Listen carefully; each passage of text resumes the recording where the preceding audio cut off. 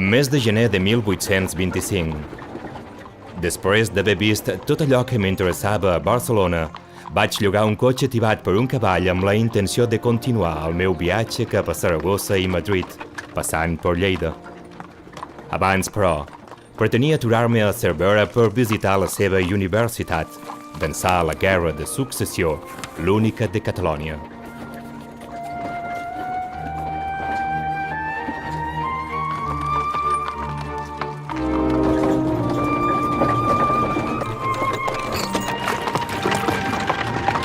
Veritablement hi ha passat molta gent per aquí. Münzer, Cook, Hernando Colón, Cosme de Mèdicis, Townsend, Young, Fourvoing. Una ciutat que des de fa segles ha cridat a tants viatgers ha de tenir més coses interessants a banda de la universitat.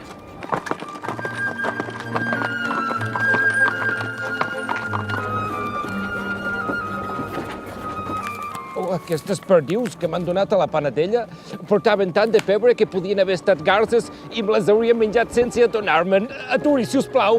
Pari! Pari, sisplau, pari! Pari!